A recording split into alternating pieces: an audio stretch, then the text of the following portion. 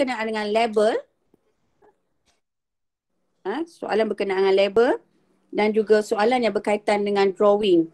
So yang ni pelajar kena kuasai. Nanti kita akan tengok teknik menjawab yang mana boleh drawing, yang mana boleh guna ayat. Okey, itu satu.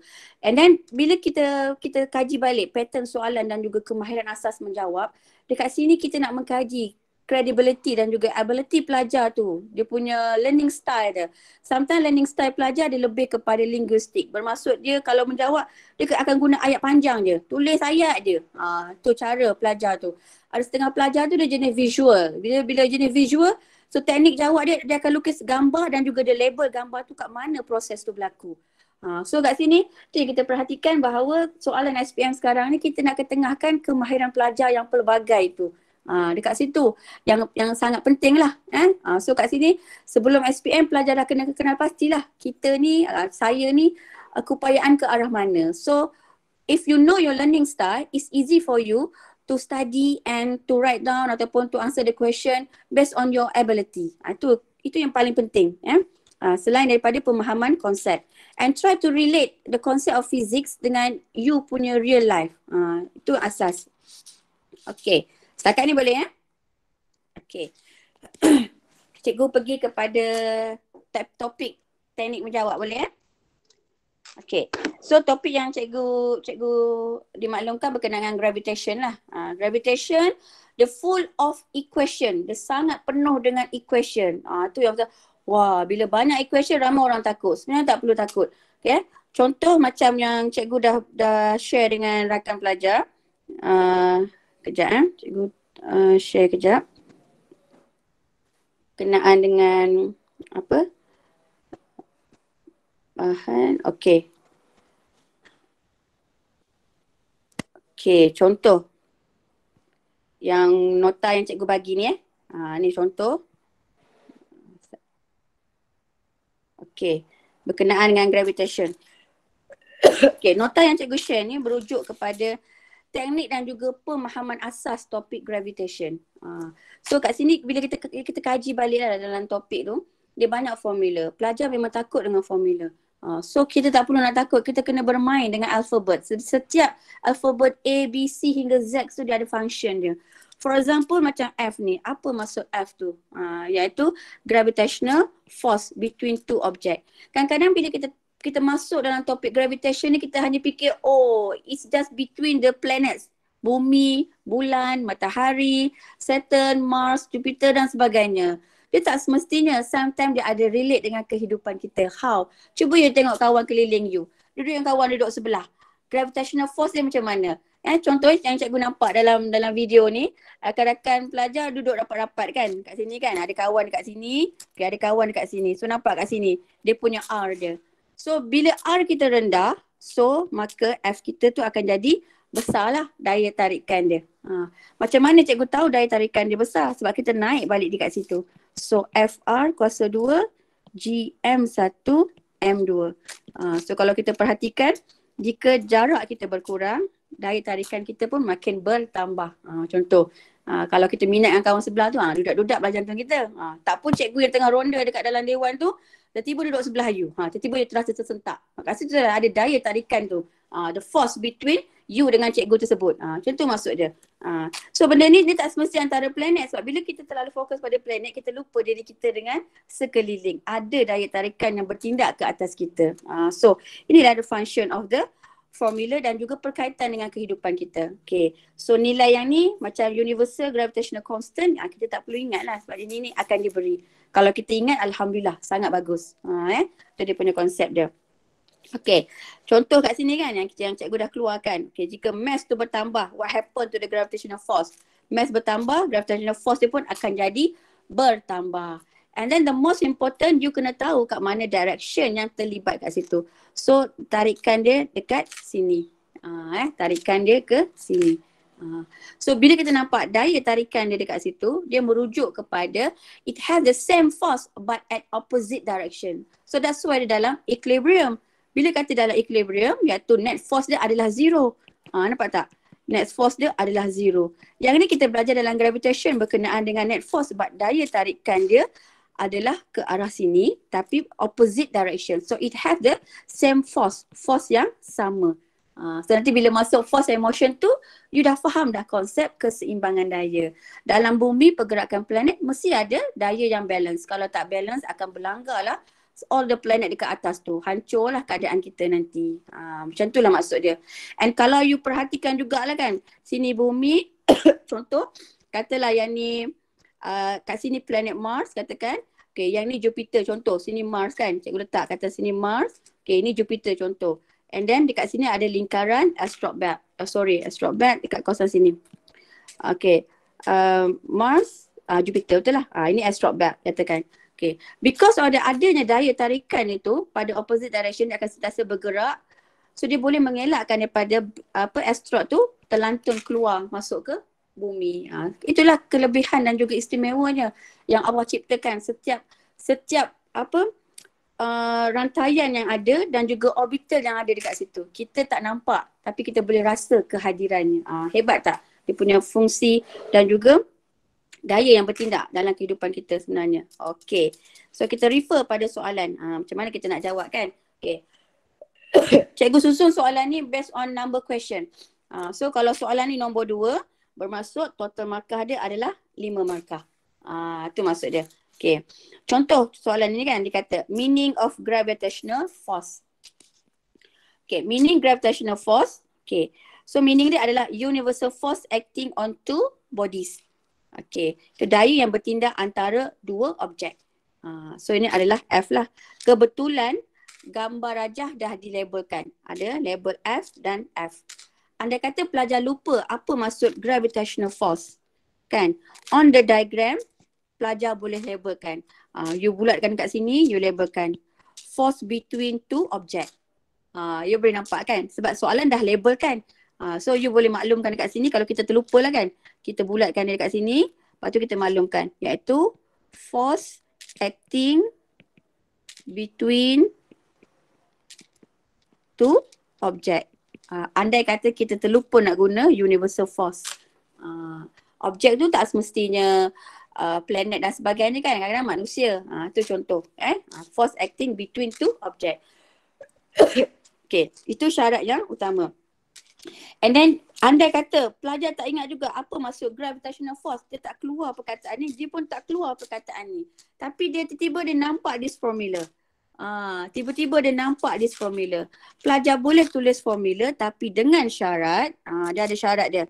F sama dengan G M1 M2 bahagi R kuasa 2. You kalau tulis ni masih belum lagi dapat markah melainkan you tulis yang ni. Nampak Okay, tengok sini. You tulis semua maklumat yang ada dekat sini. Iaitu gravitational force between two object dengan syarat tambah dia punya unit. Letak dia punya unit. Letak dia punya unit. Baru you boleh dapat 1 markah. Maksudnya you tulis this formula and you keluarkan maklumat ni berserta unit. Unit wajib letak. Ni baru dapat 1 markah. So pilihlah mana yang mudah. Nak ingat yang ni ke? Nak ingat meaning ke? Ataupun nak guna formula yang kena keluarkan semua maklumat tu. Tu maksud dia. Okay. And then kalau pelajar berkesempatan lah, cikgu ada share dalam channel cikgu. Kan? Cikgu panggil dia the miracle of formula saja je nak berguna ayat gempak je. Tapi tak adalah gempak mana kan. Yang ni. Pelajar akan nampak. Cikgu keluarkan semua formula berkenaan dengan F. Ni F, ni F, ni F. Semua dapat unit yang sama, Newton dan kgms-2. And Newton ni adalah SI unit. kgms-2 tu adalah dia punya basic unit. Sometimes question will ask you write down the answer in basic unit. So you have know lah what is the basic unit, sorry.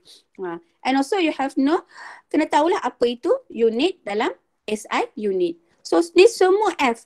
Yang ni Newton's Universal Law of Gravitation, centripetal force, Newton's second law, impulsive force. Kan? Okay, yang belakang ni pula weight. Nampak tak? Semua adalah force, unit yang sama. Tapi terms dia berbeza. Hak ni yang pelajar kena mahir lah. Ni lah orang kata kemahiran chapter 1. Bila you dapat yang ni, so bila nak jawab soalan yang ni, Allah, insya-Allah dia sangat mudah. Okay, setakat ni boleh Okay. And then sebelum jawab tu pastikan pelajar dah label lah. Pelajar label lah itu F tu apa, ada 2 maths and R je. So dia dah label pada gambar, dah memudah cara. Kadang-kadang yang ni dia tak labelkan. Ni cikgu sambil-sambil cikgu terangkan cara jawab ni, cikgu akan keluarkan pelbagai bentuk soalan yang tak disangka lah. Kadang-kadang dia dah labelkan, kadang-kadang dia tak label soalan tu. Dia kata on the diagram, label the direction, universal force ataupun label the direction of gravitational force acting on the two object. Dekat objek yang ada dalam gambar rajah tu. So, you kena label lah direction dia ke arah sini, ke arah sini. So, sini F1, sini F2. Kalau ini dia tidak beri. So, kadang-kadang bila kita jawab soalan, yang cikgu perhatikanlah sepanjang cikgu mengajar, mostly pelajar dapat soalan, dia hanya menjawab soalan. As a student, it's not good to answer the question actually. You have to learn the question and baru you answer. How to learn the question? Waktu ulang kaji kalau SPM ke dengan exam tu terus jawab lah. You only to answer the question on exam. But you have to study the question during the revision. Waktu revision, waktu kita ulang kaji macam ni, you tengoklah apa maklumat dia, you nampak gambar rajah, apa yang you boleh nampak dekat situ. Keluarkan semua maklumat apa yang ada. Because once you buat the prediction of the question, you akan nampak pelbagai idea. Next soalan nanti dia akan pusing-pusing. Macam pernah buat lah. Soalan ni kita ubah dia jadi sama lah macam soalan yang SPM nak. Nampak tak? Itulah kemahiran sebenarnya. Sebab cikgu nak pelajar learn from the question sebenarnya. So baru you boleh answer. Okay, next question. Gravitational force can be calculated by using the formula. Formula are given. Kalau formula tak diberi, you refer pada senarai formula. Kalau dalam senarai formula tak diberi, benefitnya kita boleh dapat 3 markah. Tapi dengan syarat you kena ingat that formula. Nampak Okay, dia bagi maklumat tentang formula tu. Dia kata state the relationship between gravitational force F and R squared. So the key word is relationship. You nampak soalan daripada formula. So ni adalah maklumat berkenaan dengan observation dan juga analisis. Kenapa kata analisis? Because you analyze the equation tu. Kita analyze the equation. So waktu you analyze, you kena tahu terms F tu apa, G apa, M apa, R apa. Tu yang sangat penting.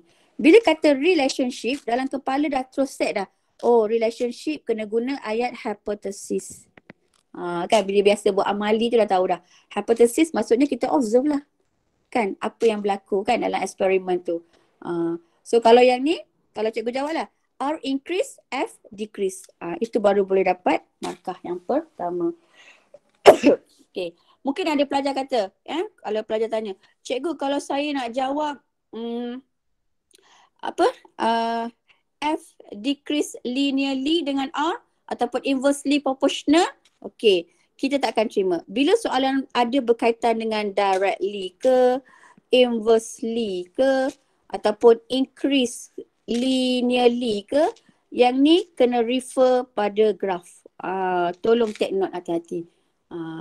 Sebab cikgu nak pelajar menjawab soalan berdasarkan apa yang diminta. Because they observe.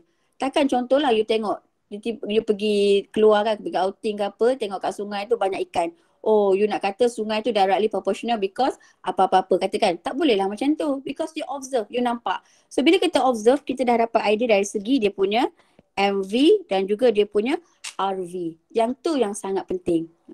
Dapat And then from the soalan tu dia kata relationship between gravitational force and distance R. So daripada situ pelajar dah boleh nampak dah. Kalau sini dia kata MV dia adalah R, dia punya RV dia adalah force, sebab dia tanya soalan tu berkenaan dengan force dan juga distance. Automatically pelajar dah boleh tahu dah CV dia apa, iaitu M1, M2 dan juga G. Nampak tak? Inilah kemahiran kita. Pada maklumat ni dia boleh kadang-kadang dia akan tarik dalam soalan nombor 5 dan juga nombor 6. Setakat ni clear boleh Okay.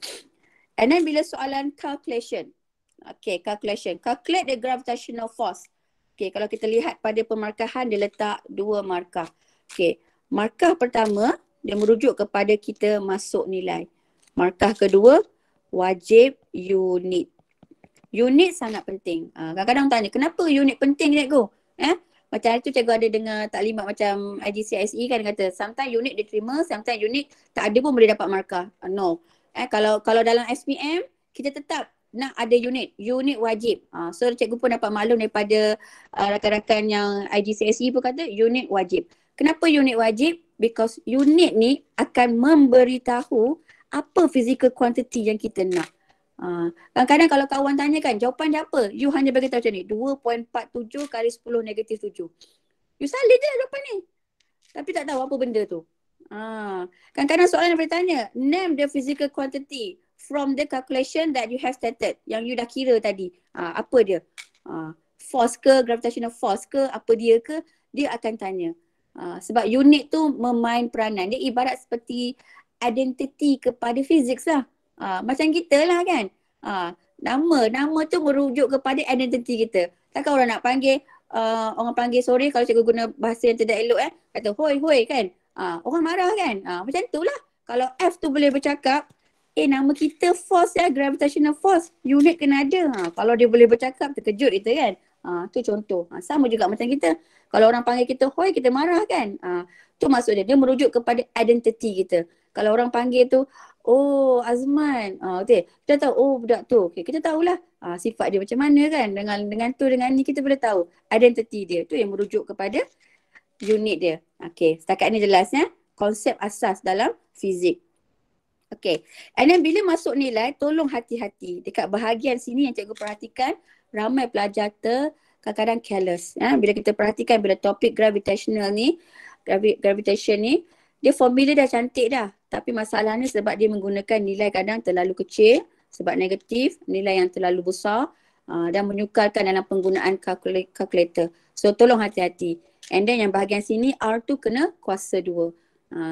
And then bila nak darab tu macam mana you kurungankan dia. So dalam calculator pun you kurungankan dia juga. Sebab benda ni sangat penting. Sebab pelajar kadang boleh dapat markah kat sini. Masuk dah betul dah. Bila tekan calculator dia salah. Tolong hati-hati dekat situ. Okay. Ada jawapan yang diterima dalam standard form. Ada jawapan yang diminta dalam ayat penuh dan sebagainya. So you kena fokus pada apa yang diminta. Kalau yang ni dia open, bermaksud you boleh jawab macam ni. Ada setengah tu dia minta write down your answer into decimal places only. So jawapan mesti dalam 2 DP sahaja. So contoh macam ni lah. 2.47. Okay. Dalam SPM sekarang, nak jawab soalan yang melibatkan decimal places, okay, cikgu dapat maklum, DP yang paling minimum adalah 2, DP yang paling maksimum adalah 4. Ni maksimum, yang ni minimum. 2 DP. So pelajar boleh jawab, katalah dia dapat jawapan dia 2.4768. So kat sini ada 4 DP, 1, 2, 3, 4. So boleh terima. Ada pelajar nak jawab setakat 2 saja, boleh terima. Tapi tiba-tiba kan, dia nak tambah lagi. 9, 8, 6. So kita tak akan terima. Tolong hati-hati. Kita hanya ambil yang ini sahaja.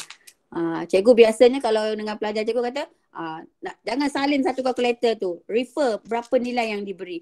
Kalau dalam kalkulator dia keluar banyak, ambil setakat 2 ataupun 4 sahaja. Sebab kita dah dimaklumkan minimum 2, maksimum 4. Kalau kita nak salin satu kalkulator, pening lah. Jenuh lah architecture nak kira kan. Suruh buat bangunan tinggi tu tinggi ni, tiba-tiba dapat nilai yang banyak decimal places, mati dia. Nak dapatkan nilai yang accurate. Silap je habis runtuh bangunan. So dia kena ada konsistensi dalam bacaan tu kat sini. Okay, andai kata tiba-tiba lah kan, you tekan kalkulator, jawapan dalam kalkulator tu dia hanya keluar jawapan ni sahaja. 2.0 kali 10 negatif 7. 2.0 kan dah. Tiba-tiba kan dia keluar yang ni dia. Dia tak ada nilai panjang-panjang ni. So yang ni kita boleh terima 1 DP ataupun tak ada DP. Ataupun ada sekali tu dia akan keluar, contohlah you tekan kalkulator dapat 2.1 sahaja. Kali 10 negatif 7. Pernah berlaku bila kita tekan kalkulator dapat 2.1. Kali 10 negatif 7. Dia tak ada nilai panjang macam ni. So your answer, kita punya skema jawapan pemeriksa akan bergantung kepada jawapan kalkulator lah. Kalau dia banyak DP, kita akan pilih minimum dengan maksimum. Kalau dia keluar 1 saja, kita ambil 1 saja. Andai kata jawapan dia 2.1, tapi pelajar tulis 2 kali 10 negatif 7. Kita tak terima. Jelas Boleh terima tak? Boleh nampak tak dia punya perkaitan dia? Untuk jawapan dalam final answer ni. Bila melibatkan DP. Tolong hati-hati. Okay, sebab cikgu perhatikan yang soalan yang untuk tahun lepas punya penandaan, dia sangat strict dari segi desimal. Kalau dia kata terima 2, 2 saja. Kalau 4, 4 saja. Tu tolong hati-hati Okay. Why the boy and girl did not experience the effect of gravitational force toward each other? So kat sini kita dah boleh nampak dah. Kenapa? Sebab dia punya gravitational force dia terlalu kecil. Kenapa kecil? Tengok sini. -7. Sebab jawapan ni dah memberi bantuan kita kat sini sebenarnya. Ni nama soalan. Cikgu selalu biasa cikgu panggil soalan prediction. Kenapa cikgu kata prediction? Because you have to predict the answer based on the equation. Because dia akan tanya, jika berlaku macam tu, apa yang akan jadi? And then another answer, mass of boy and girl are too small. Sebab terlalu kecil. Kenapa? 70 dengan 53 sahaja. Terlalu kecil. So efek dia tak terlalu besar lah. Tarikannya tidak terlalu besar. Okay. Setakat ni boleh clear ni contoh soalan nombor 2. Pelajar dah boleh nampak dia punya pattern soalan dia. Biasa dia akan tanya meaning, kaitkan situation dengan equation ataupun calculation. Calculation dia depends lah. Kadang-kadang dia tanya, kadang dia tak. Contoh kadang-kadang dia tak akan tanya soalan yang ni, dia terus yang ni dan juga terus yang ni. So dia dah boleh nampak lah idea dia punya teknik dan juga cara nak menjawab. Okay, kita refer pada soalan nombor 3. Soalan nombor 3. Cikgu akan ambil sikit-sikit mana yang cikgu tak explain tu nanti boleh tanya dengan guru fizik yang lain sebab kita pun kegangan masa. Kita nak tengok another topik lagi dan juga beberapa teknik. Okay, untuk soalan nombor 3, contoh Okay. Dia kata kat sini shows a car 1200 kg move in roundabout radius 40 meter. Force involved to move the car and circular path is the centripetal force. Dia dah maklum dah apa itu centripetal force. Disebabkan oleh centripetal force. Okay, ada tak rakan-rakan pelajar yang terlibat dengan kejora hari tu kan? Semangat berlari. Waktu larian tu you tengok cikgu tak sempat nak rakam sebab cikgu kat bawah kan. Okay, waktu larian tu you boleh nampak dia waktu pelajar lari tu kan padang besar ni kan. Dia lari dekat sini tapi bila masuk selekoh kat sini you boleh nampak dia dah speeding. Nampak tak? Dia dah speeding dekat kawasan sini. So bila cikgu nampak dia speeding kat sini, kita dah dapat idea lah. Kat sini boleh berlakunya Kepler's law yang pertama. Sebab dia berdekatan dengan dia punya focus, elliptical focus kat situ. Ibarat seperti macam matahari lah kan. So elliptical focus. So kat sini V dia makin bertambah. So kat sini dah speeding akan berlaku. So pelajar pun boleh terus pergi shoot kat kawasan penamat. Seronok bila siapa yang dia ada jiwa fizik yang kata yang sangat kuat kan. Dia nampak orang berlari dia dah dapat perkaitan dah. Bila berlari maksudnya dia ada motion. Bila ada motion bermaksud dia ada momentum. Nampak tak? Sebab bila kita kaitkan momentum sebab ada V. Kawan tu pun ada mass. Dia bergerak. Dan waktu dia bergerak tu dia ada impulse. Betul tak? Iaitu MV dengan MU. So dia punya tu. Dia punya kekuatan dia. Kalau force dia bertambah, dia boleh berlari dengan tempoh masa yang sangat singkat. Kalau momentum dia tetap, dia maintain dia punya velocity. Tapi dia kena increasekan dia punya force dia. Lepas tu kita boleh kaitkan, dia ada juga Newton second law. So mass dia tetapkan dia berlari. So kalau force dia bertambah, dia boleh lagi accelerate. So lagi cepat dia nak capai sampai ke garisan penamat kan. Yang ni lah yang kita boleh kaitkan dalam lumba lari yang kejora hari tu. Semangat bila tengok yang lari tu kan. Tahniah jugalah tim Sabah ada seorang pelajar cikgu jumpa daripada Emerson Tawau lah yang menang lontar peluru tu. Tak ingat nama pelajar tu. Pelajar perempuan. Okay. So kat sini, okay. Okay, kita perhatikan dia punya point soalan. You tengok soalan nombor 2, A, dia tanya meaning, kita kena tulis. Dia suruh kita tulis apa meaning. Okay, soalan nombor 3 ni kita learn from the question. Soalan akan tanya dalam bentuk pelbagai. Soalan yang ni, dia dah bagi tahu dah centripetal force. Biasa soalan akan tanya what means centripetal force. Tapi yang ni, dia kata macam mana centripetal force tu boleh berlaku. Disebabkan oleh apa. So dekat sini, dia tak akan bagi jawapan yang suruh pelajar tulis. Dia suruh kita pilih. Tick the correct answer. Nampak tak? So ada dua bentuk pilihan. Yang pertama dia akan tanya, so pelajar akan writing. Yang kedua pelajar kena pilih by tick. Nanti another step dia akan tanya, pelajar suruh gariskan.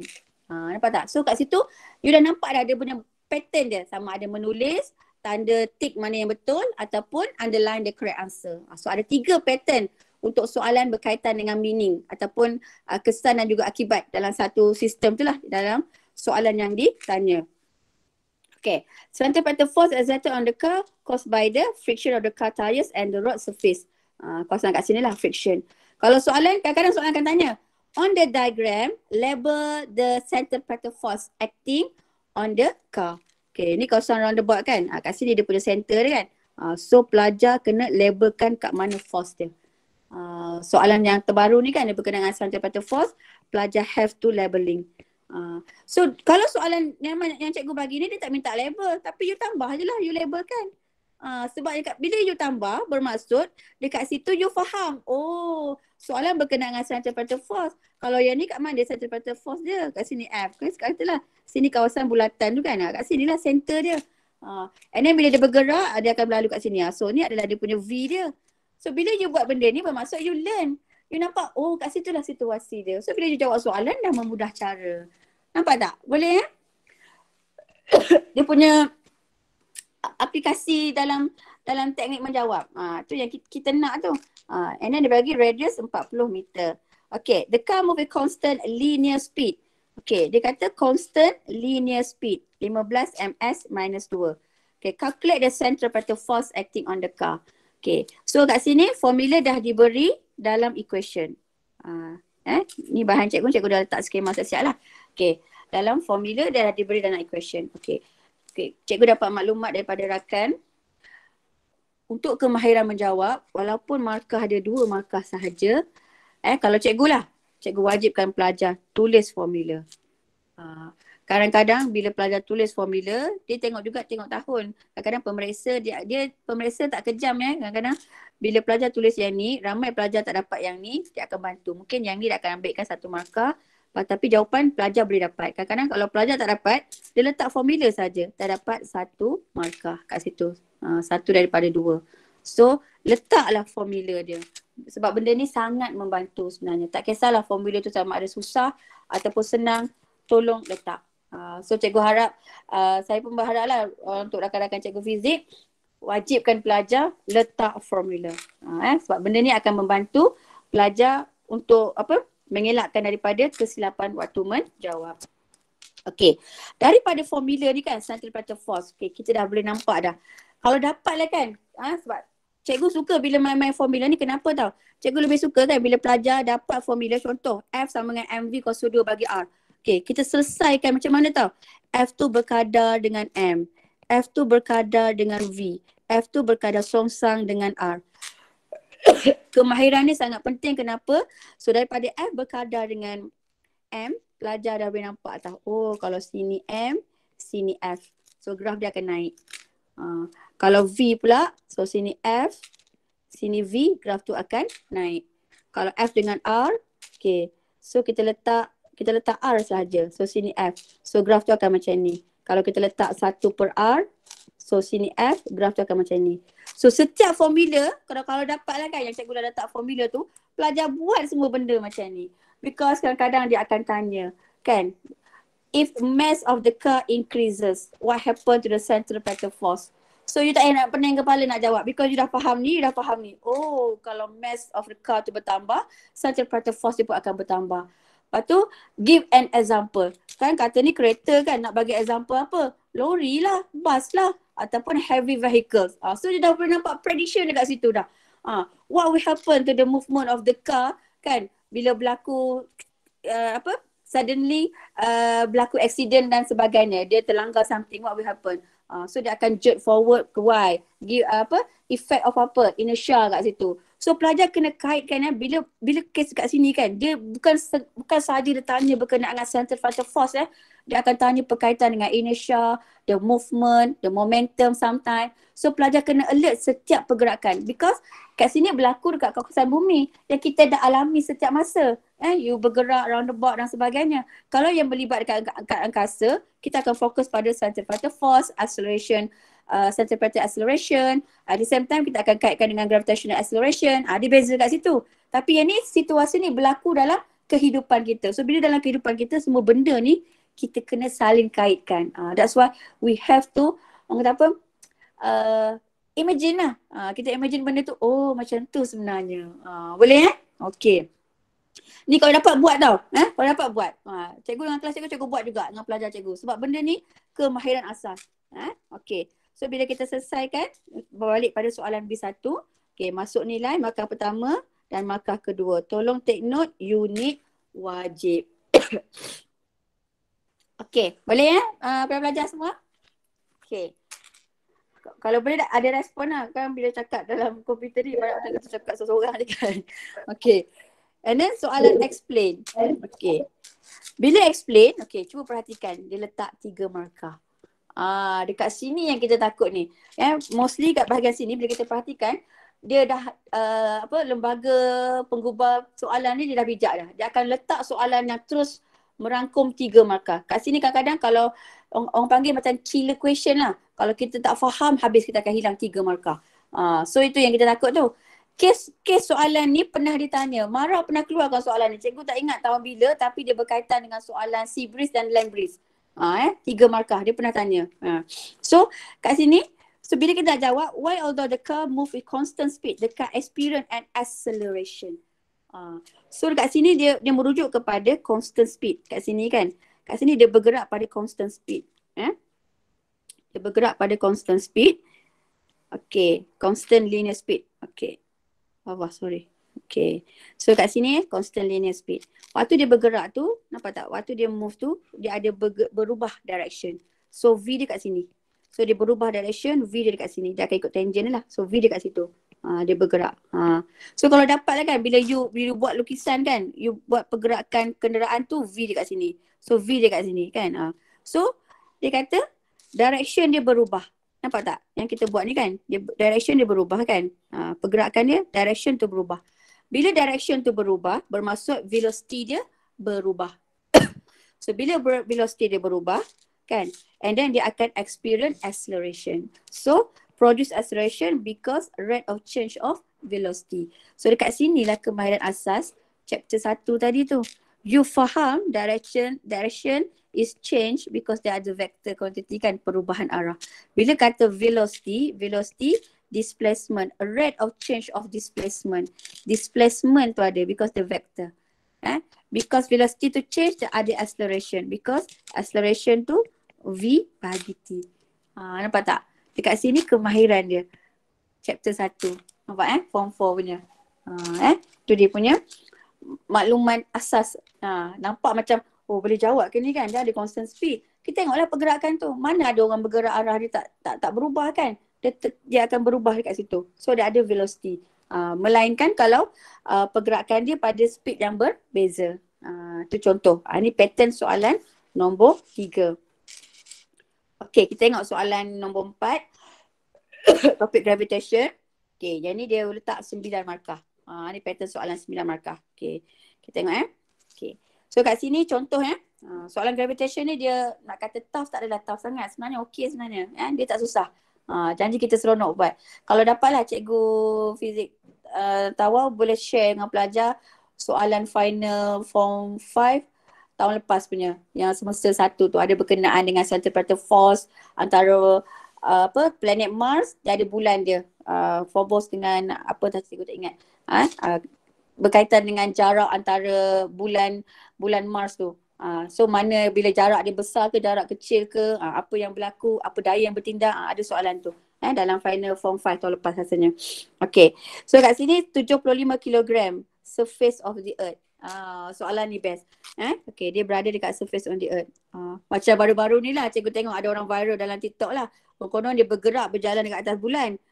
Tanah tu macam tanah tu memang tanah merekah sebagainya lah. Lepas tu sekali tengok belakang ada kereta lori lalu. Pandai tak? Kreatif orang tu. Tapi dia pakai baju astronot.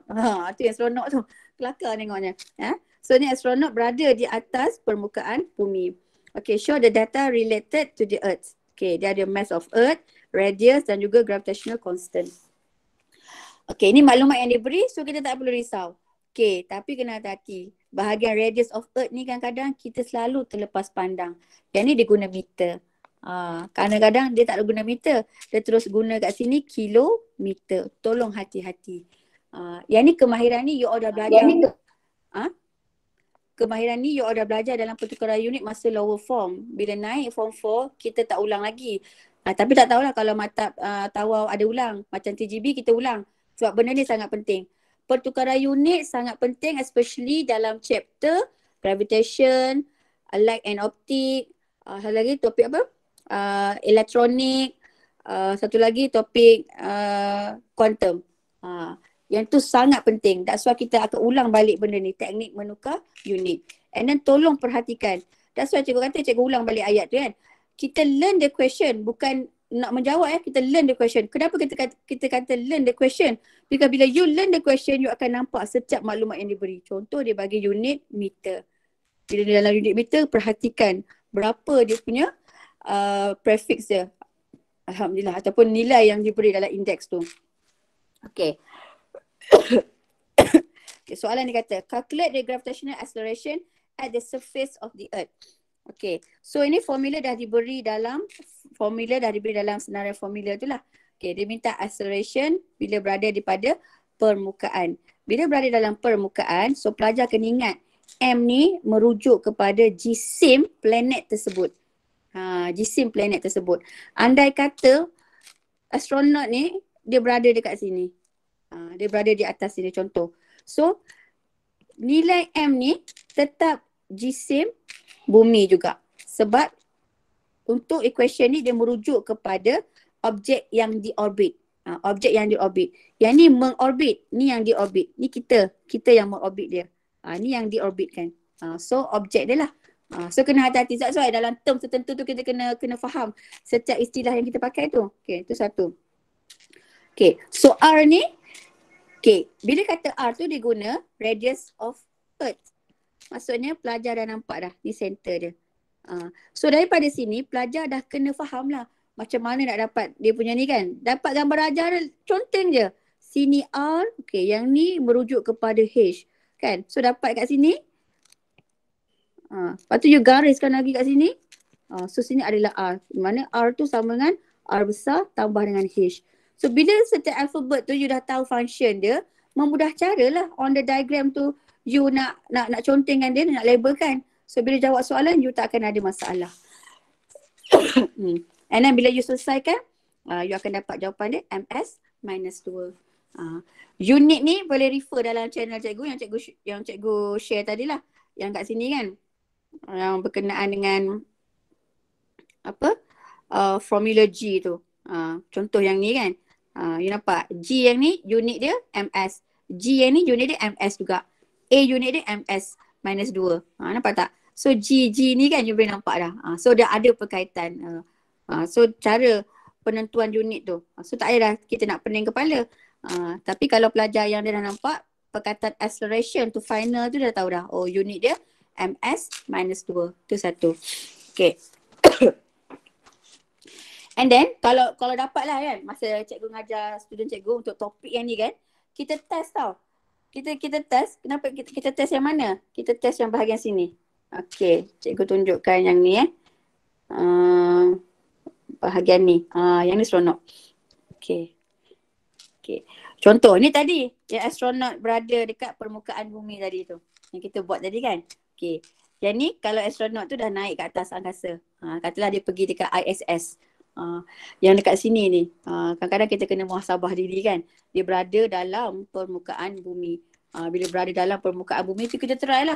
Ada cikgu try dengan pelajar cikgu. Kan kita tahu Allahu Akbar kan. Okay, kalau cikgu sebut yang ni kan, kalau mana tersinggung cikgu minta maaf dulu lah Okay, kita kaitkan diri kita. Bila kita mati nanti kan, kita akan ditanamkan. Kita akan tanam kat mana? 7 kaki kan. Dalam permukaan bumi kan. 3 kaki lebar, 7 kaki dalam kan. Masuk ke dalam tu. Lebih kurang 2.13 meter lah kedalaman dia tu. Kita try lah. So radius tu kita tolak dengan H tu. 2.13. Kita kira berapa graviti kita bila berada dekat dalam tu. So kita dah test dengan pelajar. Jawapan kita dapat sama lah 9.81. And then kita test lagi. Tapi bila kita test tu kita tak sampai lagi ke dalam sangat lah. Kita tak sampai ke dalam lagi. Kalau kita test nilai yang paling besar sampai ke bawah, nilai G dia akan jadi berkurang. Sampai ke center tu dia akan jadi sifar. So ni nanti cikgu-cikgu fizik boleh bagi pelbagai nilai untuk H tu kan, supaya pelajar boleh nampak perbandingan dia. So dekat situ nantilah kita akan nampak dia punya mana dia punya graf dia kan. Bila dia daripada dia turun ke bawah sebenarnya dia akan makin berkurang. So yang ni lah bila kita naik ke atas tu dia makin songsang lah. Yang songsang ni yang kawasan songsang ni yang ni lah yang berlaku pada kawasan sini lah. Bila kita naik dan lagi. Tu contoh dia. So bila kita jawab soalan ni kita bukan menyuruh pelajar ingat formula terus jawab, tak ada. Cari apa-apa yang boleh yang berkait lah. Yang boleh berkait. Bila masuk ke dalam tu macam mana. Cuba tengok bila orang buat pembangunan kan, orang pacak ceracak tu sampai ke dalam, berapa meter dalam tu. Kira berapa graviti dia. So kita nampak lah ada dia punya perkaitan. Kita tak boleh anggap orang tu buat pembinaan tu macam tu. Macam ni kan. Tapi kita kena tengok orang kaji juga tahap graviti, tahap daya force yang bertindak antara apa setiap yang dia buat tu. Dia bukan saja-saja buat. That's why kemahiran ni sangat penting. Dia bukan saja untuk kita jawab untuk dapat nilai, tapi membantu kita untuk tengok perkaitan dalam sekeliling kita. Walaupun hanya tanam sedikit saja kan. Macam kita tanam pokok ke sikit je lah berapa inci kan. Tak kisah. As long as you nampak. Okay. Sebab dapat nilai tu sama 9.81, dia masih lagi on the surface of the earth. Masih lagi pada permukaan. Tu maksud dia. Okay. And then next dia tanya, calculate the weight of the astronaut. Okay, bila weight of astronaut, kat sini 1 markah. Tolong hati-hati. Bila soalan calculate ni, bila 1 markah dia sangat kejam. Kita salah masuk nilai je dah salah. Jawapan dah betul tak ada unit dah salah. Tu kena hati-hati. Kalau 2 markah ni dia boleh bantu lagi. Kadang-kadang kita betul kat sini, salah kat sini kan. Masih lagi boleh dapat 1. Hak ni yang kita paling risau. Tolong hati-hati.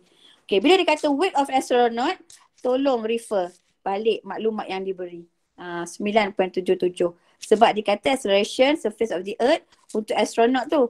So nilai dia kena kali dengan G dia tu. Yang ni. 9.77. Kalau salah masuk habislah. Dapatlah nilai dia 732.75.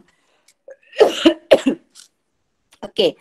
And then dia kata gravitational force acting by the earth to the astronaut. Daya graviti yang bertindak. So kat sini kalau kita perhatikan, dia boleh tanya, okay, on the diagram label the gravitational force acting on the astronaut to the earth. So kat sinilah dah ada F dia. Nampak tak? Arah dia ke sini. Ni dia. Gravitational force yang bertindak dekat dia. So di sana the force acting by the earth to the astronaut. So kita guna balik formula yang ni. Iaitu sebab bila dia kata earth dengan astronaut, kita wajib guna yang ni. Kalau dia kata weight of the astronaut, kita ambil yang ni sahaja. Nanti kita tengok macam mana dia berkait. Okay, so G nilai ni dah ada. Jisim bumi dengan jisim orang tadi tu, 75 kan. Bahagi dengan R dia. Dapatlah jawapan ni. Sama tak? Dia sama. Cikgu test dengan pelajar cikgu. Nanti pelajar boleh try buat. You boleh buat. You letak yang ni jisim you. You akan dapat berapa you punya force. Bila you dah dapat, contohlah. Ni kan cikgu letak jisim cikgu katalah. Cikgu letak jisim cikgu 54 katakan. Okay, cikgu dapat jawapan dia. Katalah dapat A Newton katakan. And then cikgu guna jisim cikgu tu 54 kali dengan gravitational acceleration kita lah dekat bumi ni. Iaitu 9.81. So cikgu akan dapat jawapan dia A juga. Jawapan dia akan jadi sama. Nanti lepas habis sesi ni kan pelajar boleh try. Okay, kenapa cikgu kata dia sama? Sebab dekat sini dia akan main formula F sama dengan mg, equation pertama, dengan F sama dengan G, M bahagi dengan R kuasa 2. So dekat sini bila mg dia sama, yang ni lah yang asas tu. Bila kita selesaikan, kita matikan dia, maka dapat G sama dengan G M bahagi R kuasa 2. Nampak tak? Gravitational acceleration. Because berat kita ada kait dengan gravitational force. Nampak tak? Ini antara kita dengan bumi. Tapi soalan ni beza. Cuba tengok yang ni. Soalan nombor 1. Yang ni. Kita tak guna bumi. Ni antara kita dengan kawan sebelah. Kita dengan kawan sebelah ni beza. Sebab kita tak kaitkan dengan bumi. Kita dengan kawan sebelah je daya kita. You tak boleh nak buat yang ni kali dengan acceleration, tak boleh. Dia beza. Sebab kita dengan kawan sebelah. Tapi bila dia dah sebut dengan bumi, maksudnya dengan bumi ada kaitan dengan gravitational acceleration. So nilai ni akan jadi sama. Nanti boleh test cikgu test dengan pelajar cikgu, semua dapat nilai yang sama. So betul lah bila kita buat yang ni. Okay. So kat sini, ni dia. Teknik yang berikut ataupun bentuk soalan yang berikut. Dia minta underline. Nampak tak? Kita dah ada pattern kan? Satu, dia minta jawab dalam ayat. Kedua, suruh tick the correct answer. Yang ketiga, dia kata underline. So kat sini gravitational force X to the body atau object adalah same as the weight of object. Itu je, nampak tak? Kalau dia kata give a reason, okay, kalau nak give a reason, kita tak nak guna ayat, kita susah kan? Kita ambil balik this equation. Inilah reason dia. Kita letak saja.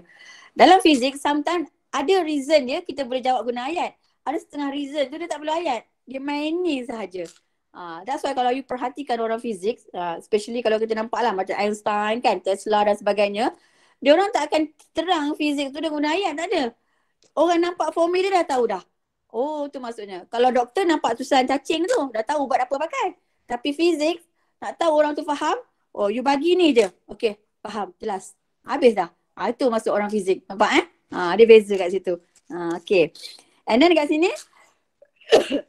an astronaut at point P located at height 2 times the radius of Earth. What is the mass of the astronaut? Nampak? Satu markah. Dia kata 2 times radius, 2 kali radius bumi. Tapi dia tanya mass. Dekat sini kena hati-hati. Kadang-kadang kita kantoi dekat sini. Bila dia kata mass, okay. Cikgu share yang satu lagi. Sekejap. Yang ni cikgu tak share dengan you kan. Sekejap cikgu ambil dalam group student cikgu sekejap Sebab kita ada share dengan diorang. Mana ya? Okay, yang ni. Ni sangat penting. Benda ni sangat penting. Difference between weight and mass. Soalan ni ada dia tanya dalam soalan dalam buku teks. So, ni cikgu keluarkan 1, 2, 3, 4, 5. 5 physical quantity yang cikgu keluarkan untuk bezakan antara mass dan juga weight. Yang pertama meaning, gravitational force acting on the object, itu weight. Mass, amount of matter. Kalau weight, dia depends on gravitational force. Tapi mass tu constant. You duduk mana pun, mass tu tetap tak akan berubah. Yang ni kita kena jelas. Sebab dia amount of matter in an object. Ni contoh dalam channel cikgu pada yang ni. Ni konsep asas. Pelajar kena kenal pasti. Jika weight dan mass dia berubah. So mass dia tetap. You bagi 75 kilometer. Kilogram, sorry. Ada pelajar kata mass astronaut, dia kata constant. Bila kata constant, kalau nak selamat, letakkan nilai dia. Letakkan nilai dia 75 kilogram. Kalau nak kata constant, ini kira jawapan terakhir lah kita boleh terima. Kenapa constant? Sebab kita anggap pelajar tu jawab D1 tu, dia refer pada soalan 4. Sebab orang yang sama. Dia kata astronot tu orang yang sama. Kalau orang yang berbeza, kira salah lah. Okay, dia minta calculate the weight of astronaut. Okay, ni cikgu dapat soalan ni, dia letak 2 markah. Actually bila cikgu kaji balik soalan ni, sebenarnya dia boleh dapat 3 markah sebenarnya. Okay. Bila kita libatkan equation, soalan kata 2 times. Tapi cikgu letak 3. Okay. Asas equation, G, M bagi R kuasa 2. Disebabkan ni constant, that's why dia akan jadi, cikgu buat G1, R1 kuasa 2 sama dengan G2, R2 kuasa 2. Okay.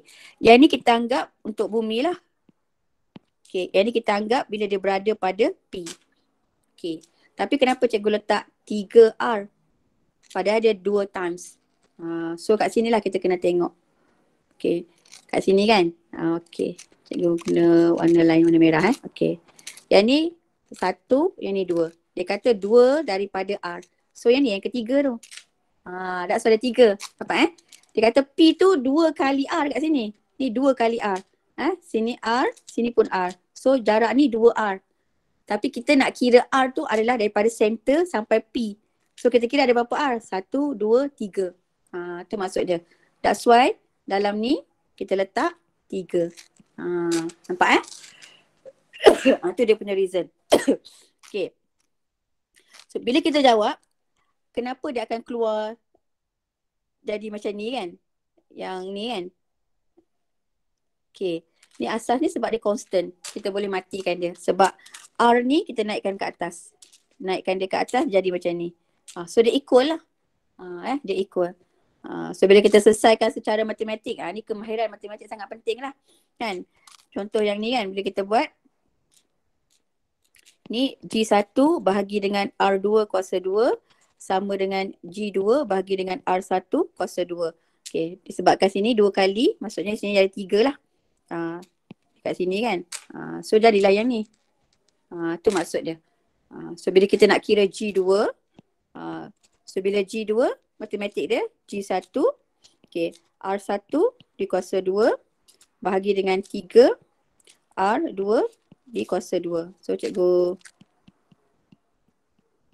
letak kat sini 9 R2 dikuasa 2. Okay, kat sini dia dah maklumkan, cikgu boleh maklumkan bahawa R1 sama juga dengan R2 lah kan. So bila sama kita boleh matikan dia kat sini lah. Kita matikan dia, matikan dia. So tinggal G2 sama dengan G1 bahagi dengan 9. Keluar yang ni. G1 tu dapat kat mana? Daripada soalan yang ni.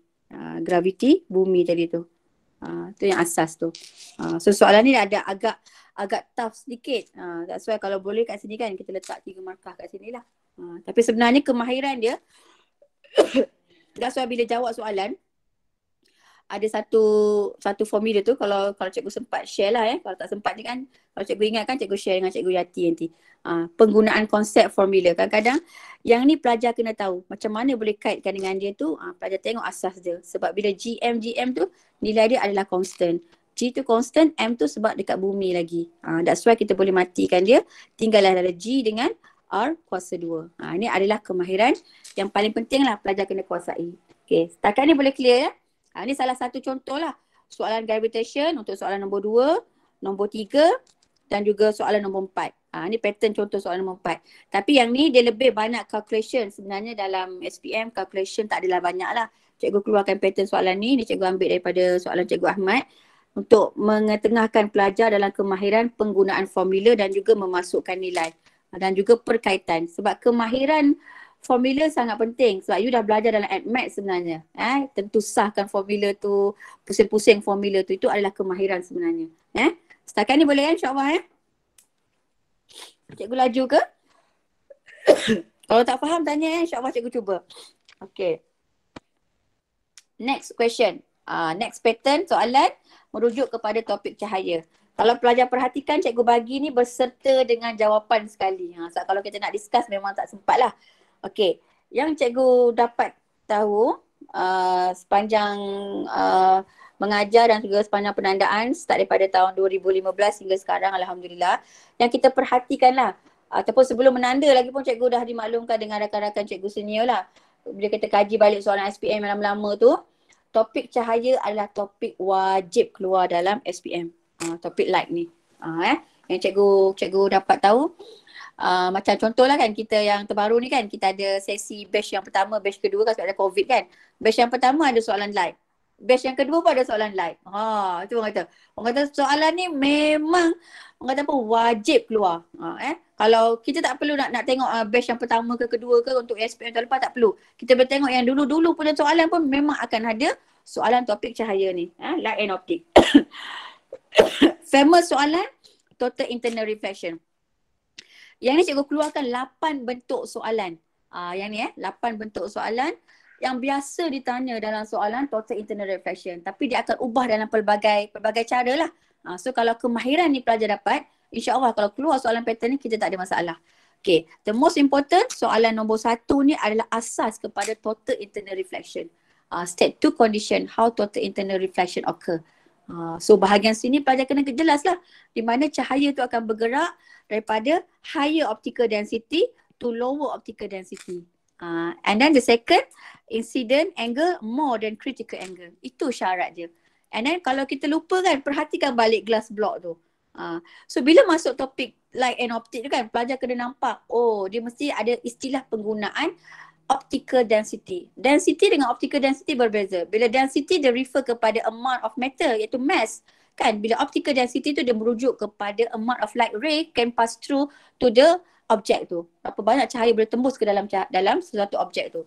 Kalau dia sukar tembus, maksudnya dia cahaya tu masuk tapi dia tak keseluruhan. Bermaksud dia higher optical density. Tapi kalau dia boleh tembus masuk ke dalam, kan, dia boleh nampak aliran dia. Ataupun you tengok cermin kan. You tengok cermin sliding door, contoh sliding door kat rumah kan. Ataupun dekat matap kalau ada dewan yang ada sliding door, dia boleh nampak kawan dalam dewan tu. Dia boleh tembus cahaya tu, maksudnya dia low optical density.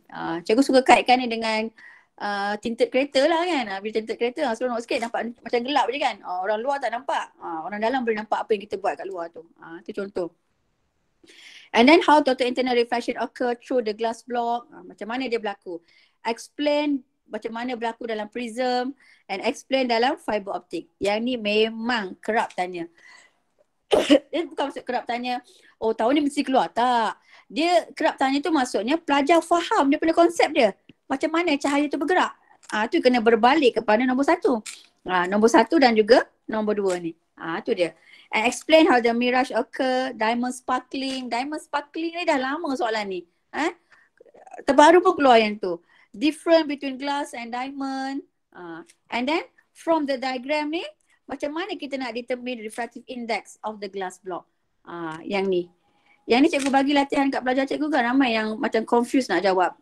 Kebetulan latihan ni ada dalam buku teks form 4 dalam satu aktiviti tu. Kita nak tentu sahkan macam mana dia kata nak determine refractive index. Akan keluarlah formula 1/sin C. Di mana pelajar kena ingat balik lah konsep Snell's law tu macam mana. Bila konsep Snell's law, kita faham sin I over dengan sin R. So yang ni 90 darjah. Ni dekat air.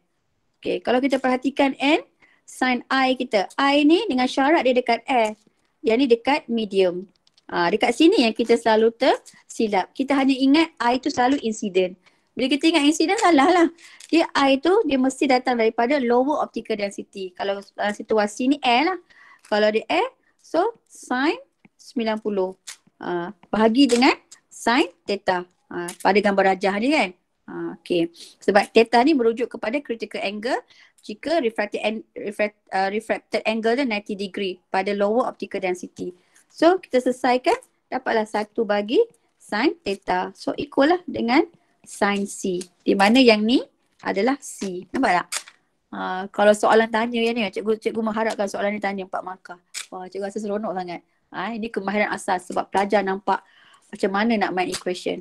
Kalau cikgu lah kan, cikgu fizik suka bila main dengan equation. Kalau nak jawab ayat panjang tu, kita bukan orang bio lah kata kan. Nak ayat-ayat macam tu tak ada. Tunjuk ini je, oh okay dah faham dah. The most important, basic dalam matematik kena kuat. Ni contoh Okay. Soalan nombor 1 hingga 7 tu nanti pelajar boleh refer lah dengan cikgu fizik macam mana cara jawabnya. Nanti cikgu boleh share cara daripada jawapan lah. And then jawapan tu memang ada dalam kalangan, ada dalam slide ni jugalah yang cikgu dah bagi. For example, cikgu bagi contoh explain why diamond rings sparkle more than glass when they pass through to them. Macam mana dia boleh sparkle. Ni diamond. Okay, yang ni adalah apa nama tu, glass. So dia punya point dia, kalau kita refer kat sini. Okay, diamond has higher refractive index. Critical angle diamond is smaller than critical angle of the glass block. And then most of the ray enter diamond will be totally reflected and make sparkle. And the most of the light ray enter the glass refracted. Okay, ini kalau orang yang linguistik lah, kalau dia nak jawab. Kalau cikgu kan, cikgu buat yang mudah saja. Kita boleh jawab dalam bentuk table, tak ada masalah. Ini kita letak diamond, ni kita letak glass. Okay. So dia nak bagi tahu kenapa diamond tu sparkle. Pertama kita tengok refractive index. Diamond has higher refractive index, glass lower refractive index. Okay. Yang ni hanya cikgu boleh pakai Pelajar tak boleh, kena guna ayat penuh. Increase ataupun higher. Guna ayat penuh. Ini lower. Ayat penuh. Okay. So bila higher refractive index, kita label kat sini critical angle dia lower. So sini higher. So phenomenon yang dialami, contoh satu lagi, incident angle. Incident angle I. Incident angle dia is higher. Incident angle dia lower. And satu lagi phenomenon total internal reflection. Yang ni refracted. Refraction. Nampak tak? Ini jawapan kalau kita faham apa physical quantity yang nak dikaitkan. Because kalau totally internal reflected, kita dah faham dah. Ini ciri dia. So dah dapat dah 4 markah untuk soalan ni. Dapat tak? Kalau you nak buat ayat boleh je. Diamond has higher refractive index compared to glass. So critical angle diamond is lower than glass. Buat ayat. Incident angle through the diamond is higher compared to the glass. And phenomenon in diamond is total internal reflection and glass is refraction. Ataupun the light ray will totally reflected through the diamond, but most of the light ray is refracted through the glass. Itu je, tukar je ayat dia. So yang penting pelajar tahu yang ni. Apa physical quantity. So ini cikgu ulang balik. Dia berbalik kepada kemahiran chapter 1 form 4. Iaitu how you identify the variable. So tak perlu nak kata, oh kita kena hafal setiap konsep. No. If you know the variable setiap situasi tu, automatically you dah boleh dapat jawab dah untuk soalan pattern ni. Okay.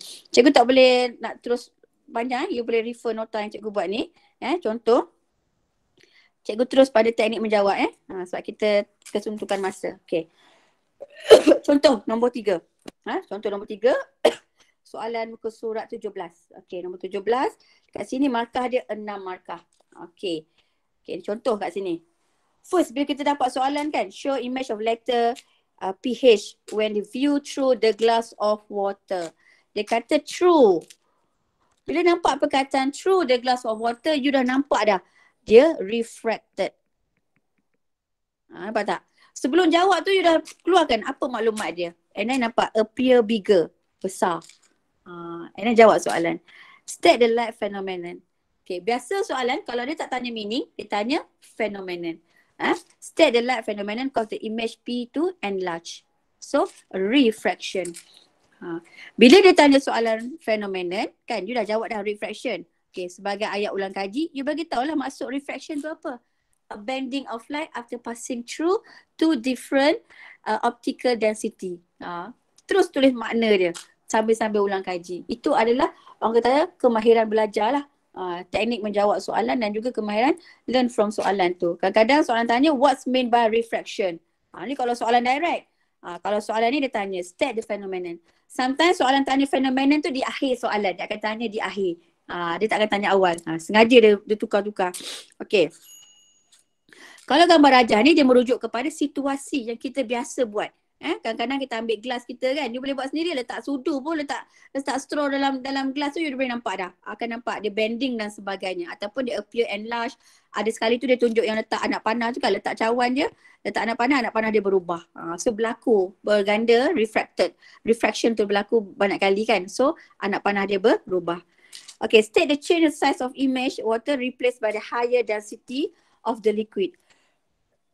Okay, change the size jika dia replace higher density. Bila dikata higher density, higher density of liquid. So kat sini pelajar dah kena faham lah. Bila higher density, okay, kita kembali balik kepada Snell's law. Cikgu suka refer pada Snell's law. Contoh, N sama dengan sin I over dengan sin R. Okay, bila higher density, cikgu selalu kaitkan higher density, sudut dia berkurang. Betul tak? Higher density, sudut refracted angle dia akan menjadi berkurang. So dia akan towards normal line. So bila higher density, sudut berkurang. So refracted angle,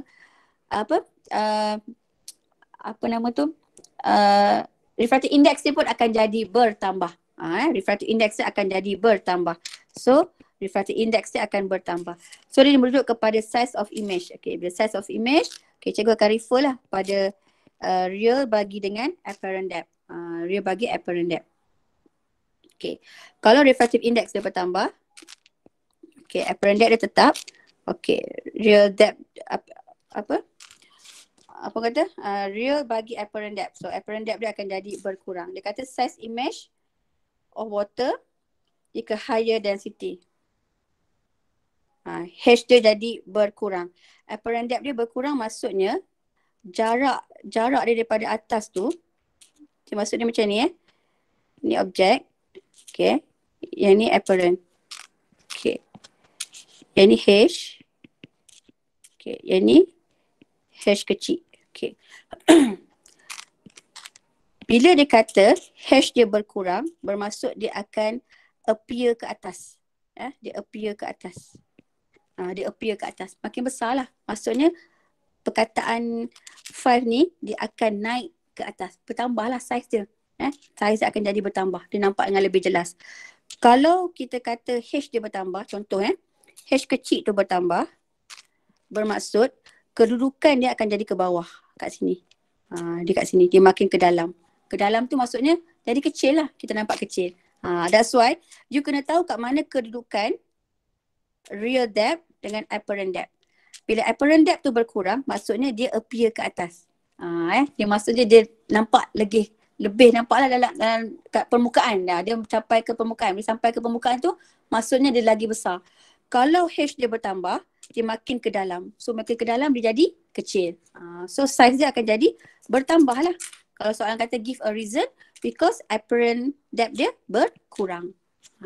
Setakat ni clear? Boleh?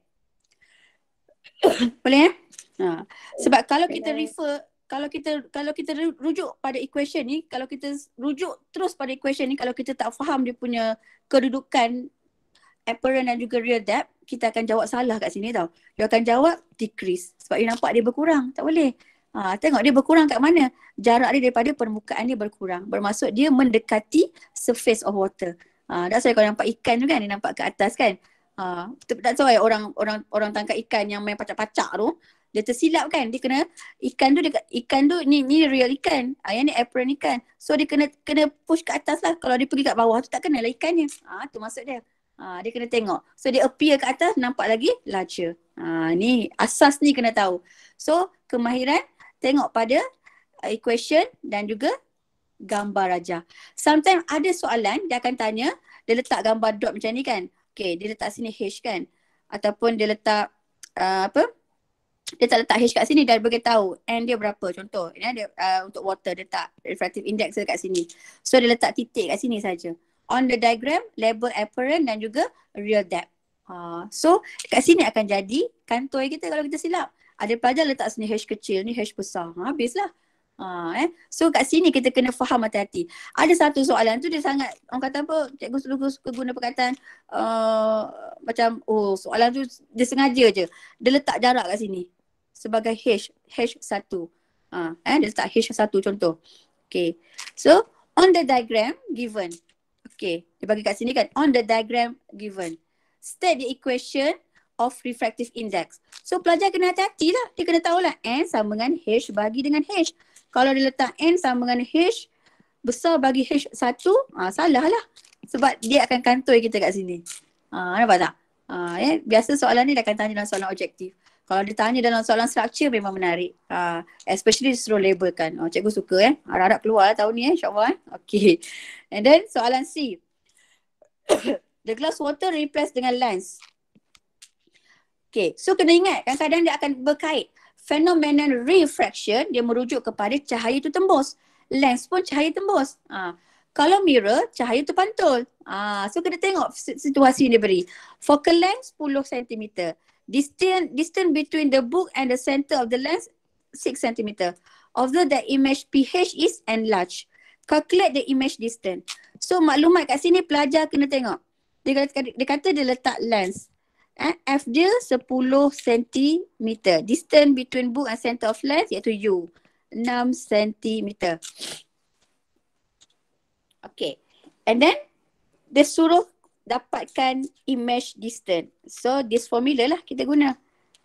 Formula ni dia beri. So selesaikan, dapatlah jawapan dia. Negatif 15 cm 2 markah. Kadang-kadang dia tambah soalan. From the answer stated, state dia tanya, nyatakan the characteristic of image. Ini soalan ni jarang ditanya tau. Tapi cikgu kalau dapat lah kan, cikgu minta sangat penggubah keluar soalan macam pattern macam ni. Sebab kita nak pelajar daripada ni terus boleh maklumkan apa karakteristik. Biasa dia akan tanya dalam soalan objektif tapi tak banyak. Yang ni dia tanya karakteristik. So kita tahu V dia adalah 15 cm. Di mana V more than U. So dia merujuk kepada dia magnified. So tu asas. And then kita nampak dia ada negatif. Negatif tu dia refer kepada, negative signs tu dia refer kepada dia virtual. So bila virtual, automatically dalam kepala dah tahu dah. Oh, kalau virtual, dia upright lah. Dia upright. Sebab kalau dia real, dia akan jadi, apa nama tu? Dia kalau real banyak kita guna apa? Lens convex lah. Kalau concave, so you dah faham dah. Oh, virtual upright, lepas tu magnified. So dah dapat zoom. So bila ada zoom, automatically dah tahu dah. Dia akan guna name the lens, name the type of lens used. Dah tahu dah? Convex. You tak boleh kata concave. Sebab concave hanya guna untuk dia dapat wood sahaja. Wood. Cikgu namakan dia. Virtual upright diminish. So ni zoom.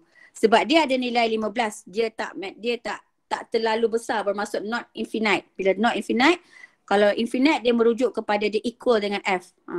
So ni, yang ni dia U dia less than F. Okay, so kat sini lah. Ni dia kata complete the ray diagram. Okay, kita tengok kat sini. F dia tadi dia letak 10. So objek tu 6 cm. 6 cm. Bermaksud kedudukan objek dia U less than F. So dia akan dapat zoom. Kalau U equal to F, dia pun akan dapat zoom juga. Tapi dia infinity. Tu maksud dia. And then kita dapat kira-kira tadi negatif 15. So kat sini adalah negatif 15. Sorry. Kita letak 15 lah. Nak letak negatif pun boleh. Sebab dia dotted line. And then refer pada jawapan tu. Macam mana? Okay. Cahaya yang pertama dia dah letak dah kat sini kan. Okay. Ni sambungan ni. Yang dua garisan ni, yang dotted line ni adalah markah yang pertama. Markah yang kedua tu merujuk kepada dia punya image. And tolong hati-hati. Bila guna convex, dia tembus. Ingat, sifat dia tembus. Bila dia tembus, dekat sini semua real. Bila real, solid line. Nampak garisan dia solid. Ni solid. Okay. Bila dia virtual, dia akan jadi dotted line. Nampak tak? Titik dia. Dia titik-titik. Ada pelajar, dia dah cantik dah buat. Tapi masalahnya dia buat solid line. Semua solid. So dua markah hilang macam tu saja. Tu kena hati-hati. Untuk topik ni tu cikgu kata tadi, drawing, kemahiran drawing. Kualitatif, kemahiran kualitatif dalam analisis. Pelajar wajib tahu drawing. Ada setengah soalan fizik yang cikgu dapat tahu yang terbaru ni, dia tak terima jawapan dalam bentuk ayat. Dia hanya terima jawapan dalam bentuk drawing sahaja. Contoh okay, kenapa cikgu kata kita refer dalam latihan yang cikgu bagi yang ni. Contoh. Kebetulan soalan ni kan, draw a ray diagram, formation image. So kita draw the ray diagram. Okay, ni satu. Buku surat 15 kalau pelajar refer. Ada satu soalan tu yang ni. Ni. Ni SPM 2015. SPM 2015. Dia boleh tengok. Gambar rajah ni banyak kali. Dalam YouTube pun cikgu ada share gambar rajah yang ni. Okay. Dia kata man standing in front of the curved mirror. Explain how magnified image form through the curved mirror. Soalan ni explain. Kategori soalan ni 4 markah. Sekarang kalau you jawab ayat, ada pelajar jawab ayat, kita tak akan terima. Dia hanya terima jawapan ini sahaja. Kenapa? Tu kena hati-hati. That's why kemahiran drawing sangat penting. Kalau SPM 2015, dia terima jawapan dalam bentuk ayat. Kali ni untuk KSSM, no. Dia minta jawapan dalam bentuk gambar rajah. Tak ada drawing, hilang. So kat sini markah pertama, objek tu dekat sini. Less than F. And then pergerakan cahaya tu, dia dah dapat markah pertama, markah kedua. Kejap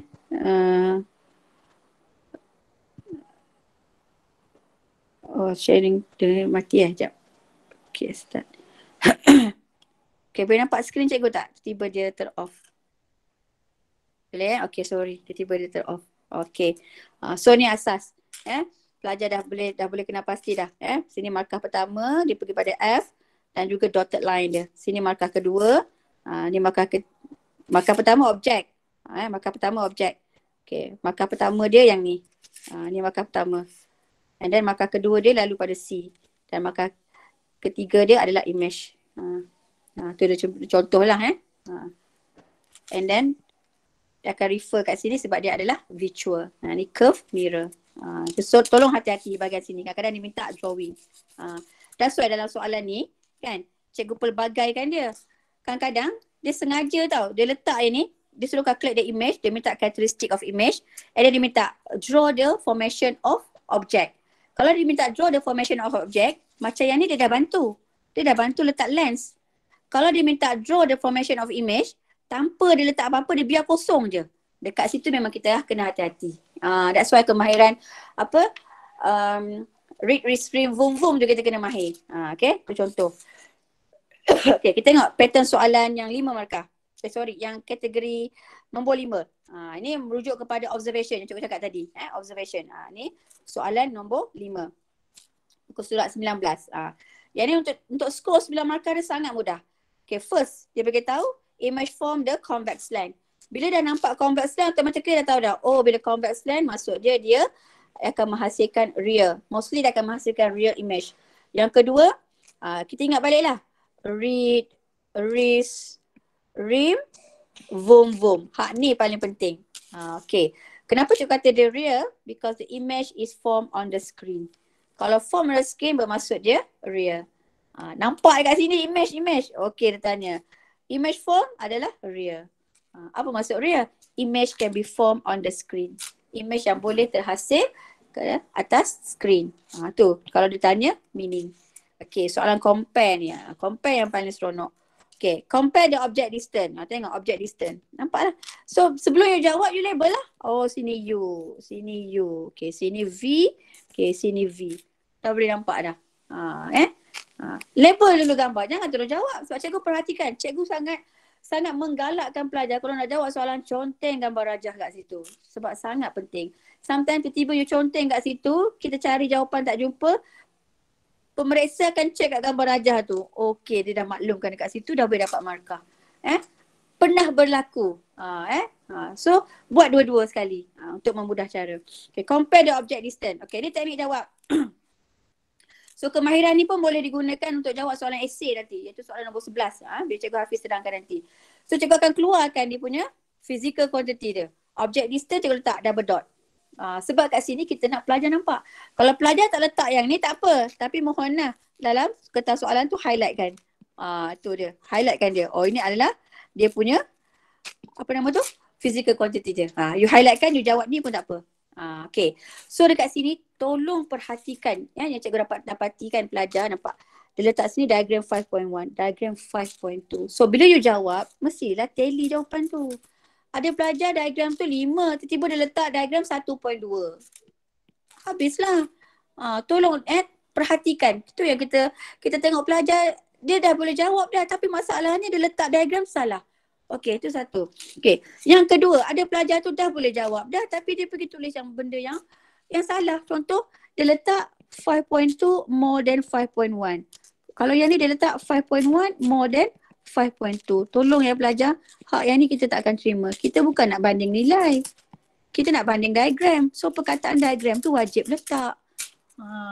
Tolong sebab dia kata compare, observe, lihat diagram dan bandingkan. Bukan banding 5.2 dengan 5.1.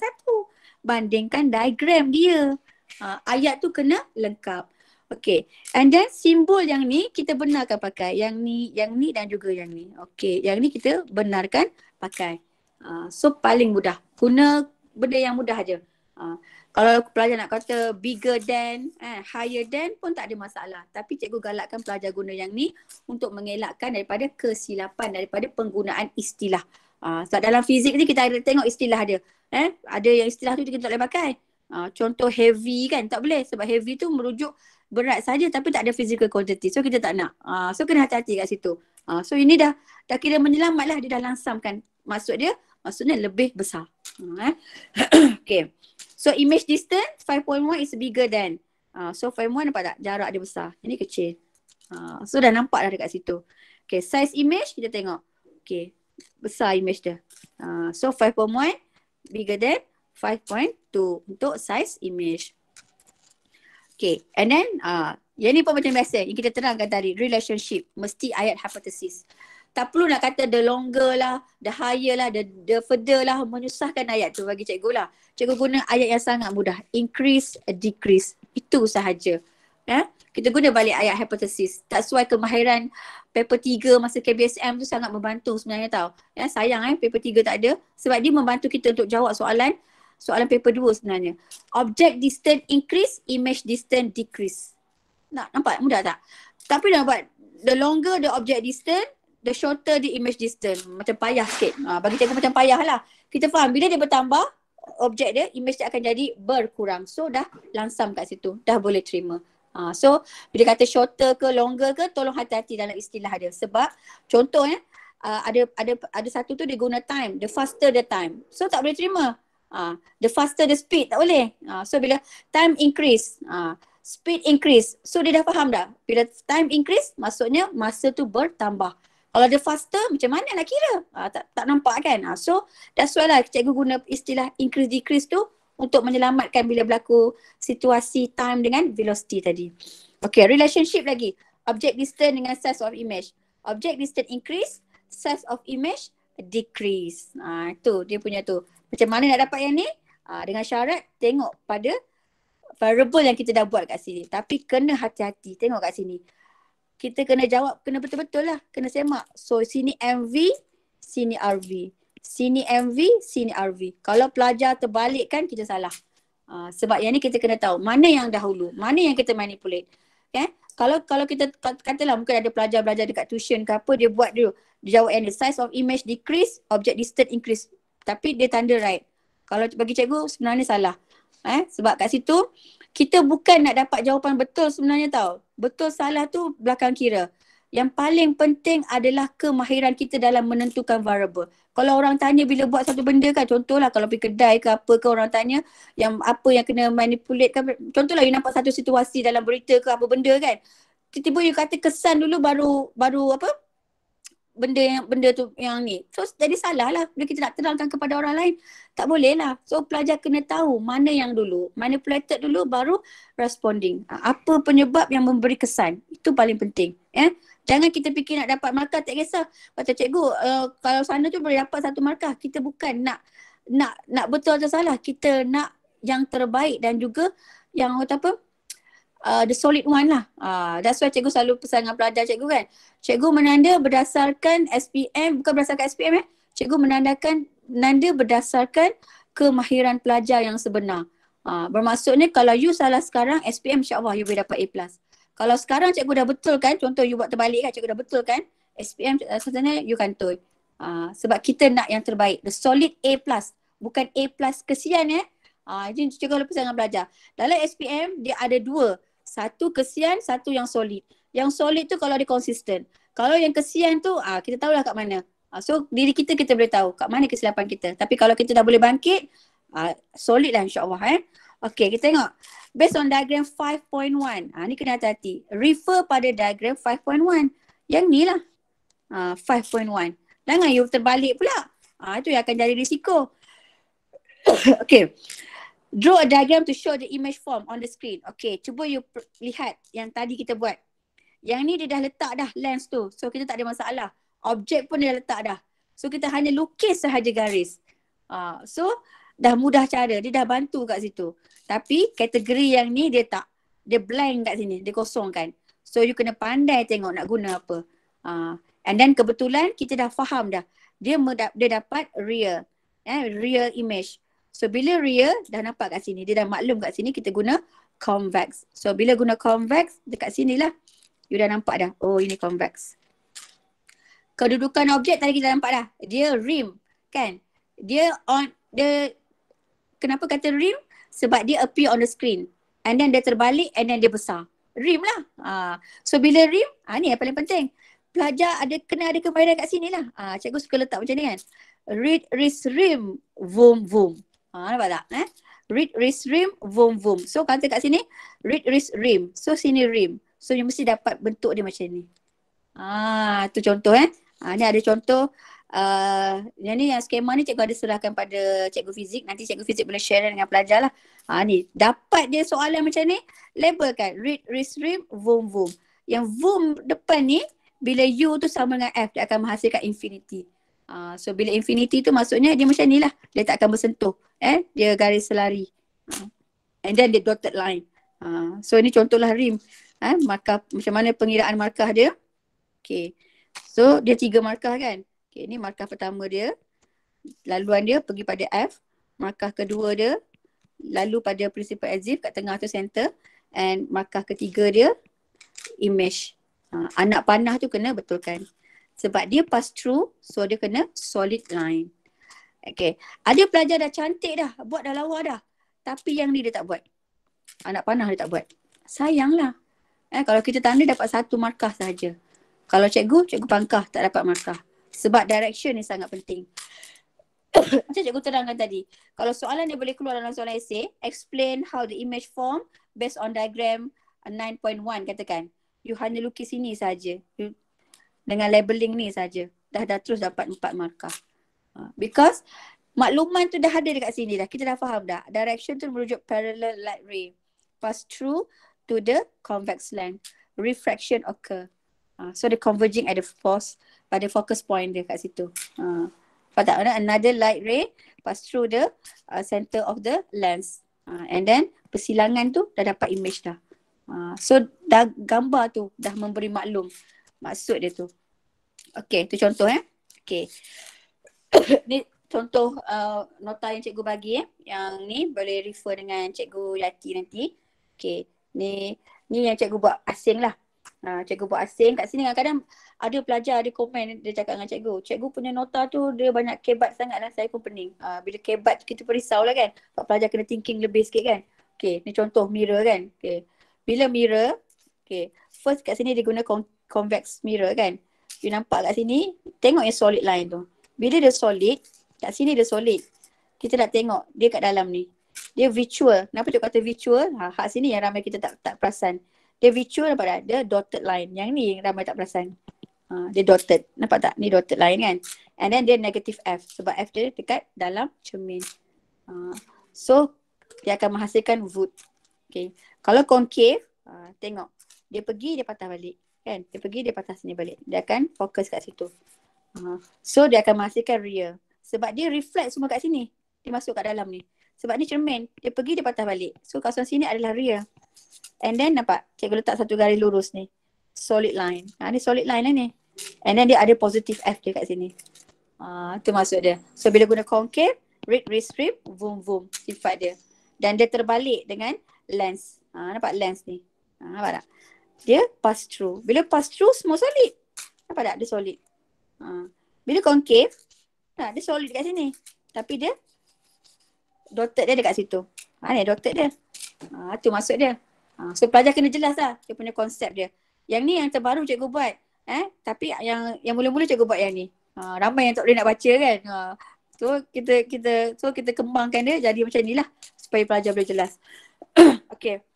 Next yang lain tu nanti boleh bincang dengan cikgu fizik Ini contoh jawapan yang cikgu buat tentang mikroskop dan juga teleskop Ini perbandingan antara teleskop dan juga mikroskop. Okay. Drawing ni minta pelajar kena sentiasa tahu. Drawing ni.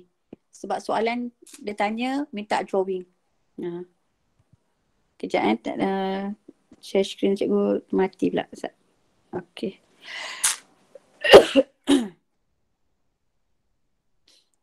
Okay, boleh nampak screen? Setakat ni boleh terima tak? Cikgu laju ke? Okay, cikgu minta maaf sebab takut tak sempat kita bincang yang lain kan. Mana tak sempat ni kan boleh minta cikgu Yati dan juga cikgu fizik yang lain lah untuk explain. Sebab cikgu pun dah bagi extra bahan dalam ni untuk sama-sama study balik lah. Okay, cikgu masuk untuk satu Fraser dulu untuk bahagian ni je. Okay, so untuk topik Fraser ni boleh refer smart note ni contoh soalan nombor 1 4 markah. Okay, soalan nombor 1 dia tak semesti dia tanya untuk calculation tak semestinya. Kadang-kadang dia tanya what happened. Dia tanya what happened. Okay, name the instrument given. Okay, name the instrument. Dekat sini dia kata to measure the gas pressure. To measure the gas pressure. Okay, dia dah maklum dekat situ. Ada satu soalan dia boleh pusing. Dia tak maklum kat sini. Diagram 1 show the instrument ataupun dia kata show the measuring instrument. Okay. It used to determine the pressure of gas X. Name the physical quantity. Dia akan guna istilah name the physical quantity. So physical quantity tu merujuk kepada variable lah. Tolong hati-hati. Variable. Kadang-kadang soalan yang tanya, from the diagram given, state the SI unit for the physical quantity. Maksudnya kena tanya unit. Pelajar kena jelas perkataan unit yang dimaklumkan dan juga istilah physical quantity. Kalau physical quantity, dia merujuk kepada variable. Kalau unit, terus unit. So kalau physical quantity, gas pressure. Okay. Cikgu selalu guna satu istilah ni lah. Di barat, men's love girl. Contoh. Padahal semua orang macam tu kan. Okay. B-A-R. Okay. And then A-T. Okay. Satu lagi men's, M dengan G. Okay. Dah nampak dah. B-A-R tu merujuk kepada barometer. B-A-R tu barometer. A-T tu atmospheric. So barometer ukur atmospheric pressure. Tu maksudnya cikgu guna istilah ni. Dapat daripada cikgu luar lah. Cikgu ni. Barometer measure atmospheric pressure. Okay. Yang ni alat ni manometer. Manometer measure gas pressure. Tu maksud dia. Kalau soalan tanya, state the physical quantity measure by the instrument given. Kalau pelajar jawab pressure sahaja, salah. Tolong hati-hati. Kena maklumkan gas pressure ataupun pressure of gas. So physical quantity tu pelajar kena jelas dalam setiap instrumen yang digunakan. Kita tak boleh nak ambil yang umum. Pressure tu umum. Kita nak ukur gas pressure apa? Atmospheric ada, gas pressure ada, kan? Okay, itu satu. So manometer. Okay. Kalau yang satu lagi dia letak macam yang barometer ni kan. Yang barometer, lepas tu dia letak mercury. So barometer mercury. Kalau dia guna water, barometer water. Kena maklumkan. Okay, why mercury used in instrument? Kenapa mercury digunakan dalam instrumen tersebut? Okay, biasa kita belajar topik heat, in term of heat punya terms lah. Sebab dia high boiling point lah kan, not easily evaporate dan sebagainya. Tapi bila mercury dalam manometer, kita kena maklumkan dia opaque liquid. Opaque liquid easily to be seen. Kalau tanya reason, higher density. Bila higher density can measure the pressure lah. Does not stick to the glass wall. And yang ni je, istilah ni kita jarang guna. Higher cohesive force. Bila higher cohesive force bermaksud kalau you perhatikan bentuk merkuri tu dia melengkung ke atas. Melengkung ke atas. Kalau water dia melengkung ke bawah. Dia melengkung ke bawah. Kalau merkuri dia melengkung ke atas. Cohesive force tu dia melibatkan daya attraction between the particle itu sahaja. Maksudnya daya tarikan dia terlalu kuat. That's why you tengok kalau merkuri tumpah dia bentuk membulat. Kalau adhesive force untuk water. Daya lekatan dia antara molekul tu dengan another permukaan lain tu kuat. That's why you tengok kalau air tumpah kan. Contohlah dalam botol air you kan. Dalam botol air, lepas tu you goncang-goncang, lepas tu you keluarkan air tu. You nampak? Ada lagi lebihan air dalam botol tu walaupun air dah dikeluarkan. Because dia ada adhesive force. So ingatlah, kalau lupa ingat adhesive tape. Pita pelekat kan, orang selalu guna adhesive tape. Maksudnya permukaan yang berbeza. That's why dia boleh melekat. Dia boleh melekat dengan permukaan yang berbeza. Kalau cohesive antara dia sahaja. Itu maksud dia. Okay, determine the pressure gas dalam sentimeter Hg. Okay, sebab dia 1 meter kan. Satu markah, sorry. Soalan dah maklumkan sentimeter Hg. Cikgu, kalau saya jawab jawapannya hanya 84 sahaja, boleh terima tak? Boleh terima sebab makluman dah diadakan dalam soalan. Kalau dalam soalan tak dimaklumkan sentimeter Hg, you wajib tulis sentimeter Hg. Itu maksud dia. Okey, macam mana kita nak kira dia punya tekanan ni kan? So kita perhatikan the movement of the gas tu. Ni gas ni dia menolak. Dia tolak sehingga dia tarik ke atas. So dia naik sebanyak 8 cm kat sini. Nampak tak? Pergerakan dia tu kat sini. So bila dia tolak kat sini, so automatically kita tahu P gas more than P ATM. Maka P gas sama dengan PATM tambah dengan H. Yang paling penting dapatkan yang ni. Bila kita faham yang ni, terus kita tahu apa dia punya equation. Kalau gas dia berkurang, dia lain lah. Contoh yang cikgu boleh share dengan you all, yang you all dah dapat nota yang cikgu bagi tu kan, berkenaan dengan Fraser. Okay. Yang ni Okay. Ni gas dia lebih kuat.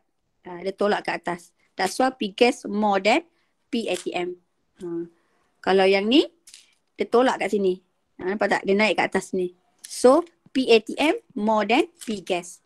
And tolong take note. Yang ni, pattern soalan yang ni adalah soalan wajib keluar SPM dalam pelbagai bentuk. You boleh refer analisis. Analisis soalan.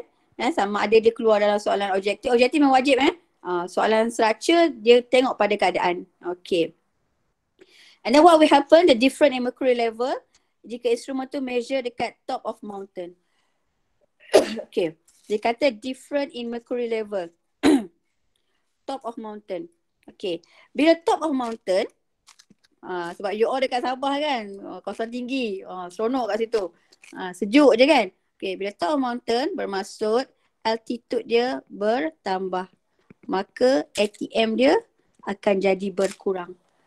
Atmospheric dia akan jadi berkurang. So bila atmospheric berkurang, maka P gas dia akan jadi bertambah. So bila P gas dia bertambah, so dia akan tolak lagi banyak lagi. So H dia akan jadi bertambah. Tu maksud dia. Dapat So H dia akan jadi bertambah. So kalau tanya soalan, give a reason. Because higher altitude, atmospheric pressure is lower ataupun decrease.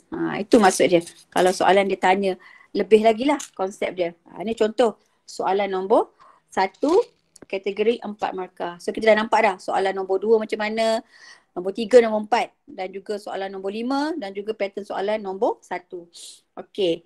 Yang nombor 4 kita dah buat tadi kan. Okey. Ni pun soalan nombor 4. Okey. Ni kategori soalan nombor 1. Cikgu cari soalan nombor 5, nombor 6. Okey, itu saja kan. Okey. So cikgu masuk satu bahagian soalan elektromagnet. Boleh ya? Sebelum habis kita habis pukul 10 kan. Cikgu minta maaf lah banyak sangat bebel kan tu yang kadang tak cukup masa kan. Okey. So yang ni tak apa, nanti insyaAllah ada masa nanti kan cikgu akan up banyak-banyak dalam channel nanti kan, you all boleh tengok dalam channel. Okay, contoh soalan electromagnetism. Electromagnetism pun soalan yang famous juga, terbaru ni pun keluar juga. Kalau you nak tahu soalan ni paling senang untuk dijawab, dia tak susah. Okay, for example, pada soalan yang ni cikgu ambil SPM RSM tahun 2019 sebab syllabus dia tak lari, dia sama je. Okay, shows a current carrying rod in magnetic field. Okay, keyword dia magnetic field kat sini. Okay, dia tanya magnetic field is a region which magnetic material experience force. Itu jawapan dia. Yang kedua tu force acting on magnetic material. Itu salah lah. Okay, so a region which magnetic material experience force. Di mana bahan ataupun material yang ada sifat magnet tu dia boleh experience force. That's why dia boleh attract. Dia boleh melekat. Okay, tu satu. Yang kedua, okay. Cikgu yakin you all dah masuk kan. Bila kan you all kan pelajar IGCSE mesti dah lebih syllabus dah. Macam matap cikgu baru electrical. Baru habis electrical. Lambat sikit lah. Okay. So bila kita tengok kat sini, first pelajar kena tengok kat mana current in, current out. Contoh. So bila kita tahu current in, so ni adalah positif. Current out yang ni adalah negatif. Okay. So bila dapat, conteng dia soalan tu. Sebab kita berhak atas kertas soalan kita. Conteng je lah kan. So dia bergerak kat sini. So ni lah anak panah utama dia. So dia bergerak kat sini. Okay. Yang ni direction of current tadi. Ini direction current pada conductor tadi. Iaitu road tadi. So cuba pelajar tengok Dia kata a region which magnetic material experience force. Magnetic material tu road tadi lah. Dia akan alami force. Disebabkan oleh adanya magnetic force pada current carrying conductor. Current carrying rod. Sinilah current carrying rod. Rod tu dia membawa medan tersebut. Okay. So kita guna tangan kiri kita. Bila kita guna tangan kiri kita, kita akan nampak di mana arah utara kat atas, selatan kat bawah. So rod ni dia akan bergerak ke sinilah. Anak panah dia ke sini. Dia akan bergerak ke luar. Tu maksudnya penggunaan tangan kiri. Ni dah belajar masa lower form kan, cara nak guna tangan kiri. So kalau kita dapat kan benda ni memang sangat apa orang kata apa? Sangat menarik sebab apa kan? Sebab you boleh keluarkan balik. Okay. So bila kata current in, ini tanda current in kan. Okay, ni contoh kadang-kadang soalan dia minta draw the magnetic ataupun draw the catapult fold kan daripada kesan yang ni. Dia ni kita suruh tengok apa yang berlaku kat atas rod tu. Okay. So bila current in, kita tahu dia akan bergerak lawan ikut jam. Ni pergerakan dia. Pergerakan dia akan ikut jam. Current in. So cara dia nak move, you tengok nampak tak anak panah ni? Dia naik, dia turun. So kita daripada bawah dia naik, dia turun. Assalamualaikum Ina. Ya. Minta maaf sekejap. 10-15 minit ya? Dalam 5 minit ke 10 minit lagi kita stop sebab Okay. dia PDS ni. Okay, boleh tak? Lepas habis bahagian ni saya stop ya. Okay, terima kasih. Okay. So you nampak dia punya movement dia turun, nampak? Dia naik, nampak ni? Dia naik kan? Lepas tu dia turun. So ni cara nak lukis dia. Lukis bentuk medan.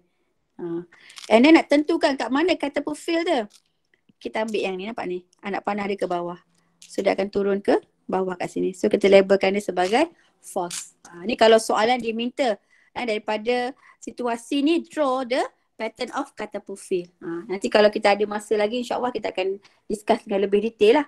Okay, state the rule to determine the movement of the road. Fleming's left hand rule. Fleming's, tengok spelling. Yang cikgu dapat maklum ramai pelajar salah eja kat sini. So M tu ada satu sahaja. Yang ni kena ingat. Apostrophe S. Left hand rule. So kena hati-hati kat situ. Okay, one method to increase the shape of motion of the road. Macam mana kita nak increasekan motion of road tu? Okay, jawapan dah ada pada gambar rajah tu. Okay. Pertama, kita tengok kat sini. Increase the voltage. Kalau increase the voltage, kalau dia guna power pack. Kalau dia guna dry cell, increase the number of dry cell. Because bila kita increase the number of dry cell, dia akan increase the voltage. Because dia akan increase the current. Pada masa yang sama, dia increase the current. And then kita tengok kat sini, ada magnet. Use stronger permanent magnet. Guna magnet yang kuat. Ataupun increase the number of permanent magnet. Tambah lagi magnet kat sini. So boleh kuat lah rod tu untuk bergerak.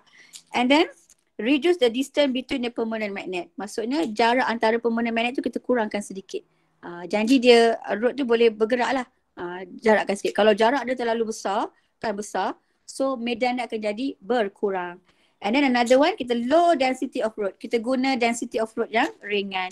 Bermaksud dia sensitif lah. Maksudnya able to detect a small change of force. Dia boleh detect a small change of magnetic force. So dia boleh bergerak. Boleh roller kat situ lah. Itu maksud dia. Ini salah satu lah.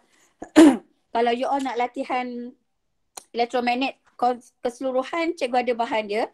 Yang cikgu ada buat modul elektromagnet satu lagi ada bengkel dengan MRSM TAR tahun lepas. Pun ada bahan dia. Nanti kalau nak nanti kan cikgu boleh share lah nanti insyaAllah. Nanti maklumkan pada guru fizik mana yang nak nanti kita akan share. Okay, ni ada beberapa contoh soalan nanti boleh bincang dengan cikgu fizik you all. And cikgu pun ada bagi extra nota dekat cikgu Yati dalam skema tu. Ini adalah teknik menjawab bagi soalan elektromagnet sebenarnya. So dia asas lah. Okay, so cikgu mohon maaf lah sebab terambil masa you all untuk rehat. So hopefully you all boleh faham konsep untuk jawab KSSM ni. Kalau ada masalah boleh PM cikgu secara personal @alina82 ataupun boleh pergi ke channel cikgu lah, Amazing Physics. InsyaAllah mana yang sempat dia akan bantu. And terima kasih sekali lagi untuk Kak Yati dan juga guru-guru fizik Emerson Tawar sebab sudi jemput saya. Dan mohon maaf sekali kalau ada kekurangan. Terima kasih. Terima kasih cikgu. Sama. Terima kasih Cikgu Azlina. Minta maaf tadi. Saya terkasih interaksi Azlina masa tu. Okay, tak apa. Untuk pengetahuan semua pelajar Form 5 dan Form 4, Cikgu Azlina sebenarnya adalah salah seorang tim skor A BPM pada HQ Mara. Satu, Cikgu Azlina juga daripada MRSM TGB, tunggal apa adalah MRSM Bitara di mana pelajar cemerlang di situ yang banyak straight A lah. Dan satu lagi teacher Azlina sebenarnya ada channel Telegram yang ramai dah follow yang Amazing Physics. Jadi you all semua boleh follow channel Telegram Teacher Azuna. Dia punya coding dia Amazing Physics kan Nina kan? Amazing Okay. Physics.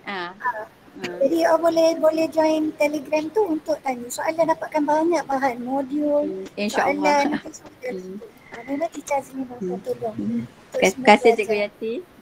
Ya, sama. Jadi teacher buka pada semua form 5. Kalau ada yang nak tanya soalan dalam 2-3 minit ni,